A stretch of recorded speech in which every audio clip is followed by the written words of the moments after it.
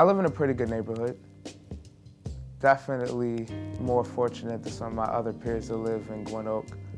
But growing up, I knew that there were financial problems. It was stressed in my house. There was no other option but college. My mother did not attend college. So I knew that if I wanted to, in any way, break the cycle of poverty even, I had to get my education. My worst commute has been this year. Generally, I wake up at about 5 o'clock in the morning every day, no matter if I was up at 3 o'clock finishing an essay a little too late, or maybe going to sleep a little late because I was watching a little too much TV. We leave the house at 6:30. My mother drives me to BCCC, and a Crystal Ray shuttle is able to take us to the school from there. Coming home, it's a completely different story. Depending on how the trains are running or how the bus is running, I take the 10 bus stop from Eastern Avenue to Port Discovery subway station.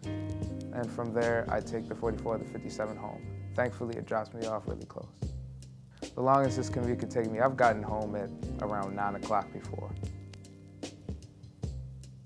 I think the reason that Baltimore City has a low high school graduation rate is that a lot of kids are not motivated. They don't see much past high school. They don't see any way to make a life for themselves because college is always portrayed as something that is too costly, or it's this esoteric thing that cannot be reached. And I think that a lot of people see themselves as worthless, not as somebody who has a dream, somebody who is worth something. When I was in middle school, I was extremely large. This was due to a lot of stress, coming from not being able to figure out where I fit in the world. It weighed on me heavily every day, and I didn't exactly see myself as a person sometimes. Freshman year was sort of a hazy year for me. I didn't really know where I was going, wasn't exactly sure. I joined up in the lacrosse team late freshman year because they needed people, and I had no idea I would love it. When I first heard about Next One Up, I was talking to a friend of mine, Devin. He was on the lacrosse team with me. He would always wear Next One Up gear. But it wasn't just that, he's different. He's one of the best teammates I ever had, one of the most loyal guys I know. And I had always wondered, if he's a part of this program, maybe I could get into, because it seemed like something I should be in. When it came to athletics, Next One Up pushes you to do better.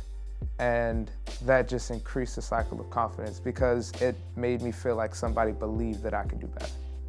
In my house, there's a basement set up with a very old bench bar and a extremely rickety and rusty exercise bike. And one day I just looked at it and said, I guess the time is about right for me to start getting my life together. Originally what pushed me was that after practice one day, freshman year, I remembered that my pants were a bit loose. And it was crazy because I'm thinking, oh wow, I am losing weight. And it felt good. And after that, I just knew that I had to keep going. I guess it just comes from my upbringing. My mother always said, you gotta be about your business. What you say is what you do. You gotta follow through with anything that you do, 100%. And it was a key part of my upbringing that made me focus on college. When I first got the letter, I didn't get it in the mail. I had applied to 11 colleges, so my mother had kind of kept this bag where she was throwing my acceptances in because I had always left them on the mail table. And as I'm leaving for school one day, I look in the bag and I see this white and red packet, and I'm thinking, what college is this? Because I had seen all of them. And I looked at it and I realized it was Colgate University. My mother, one of the first questions, she said, how much is it? And when I told her that it is a 100% need school, her face lit up. She was so happy for me because she knew that what she had done to raise me paid off.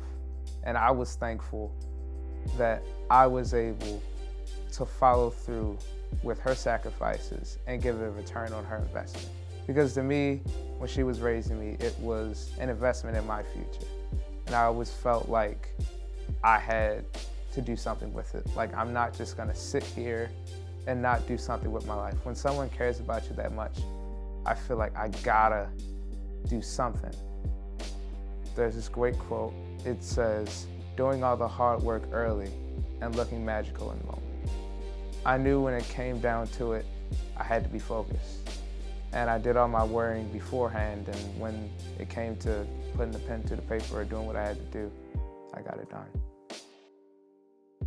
I think it's really important to always have the past, have something tangible to look at, because it sparks memories. I mean, it's one thing to have old folk stories, but even little pictures like these, it's important when I think about the people and how things have changed to come to where we are today, and how we are charged to make those same memories, you know? Like, maybe in my house one day, hopefully I'll have pictures like these, and then I'll have some of my own, and then maybe my children, hopefully, can put up their pictures, and so on for generations. My life goal is to be remembered. That's all it's ever really been. I don't just want to be some blip. You know, you can make as much money as you want to, but if you haven't really done anything, you know, what do you have? Money doesn't follow you to the grave. Never has, never will. But the impact that you left on people, that's what lasts forever.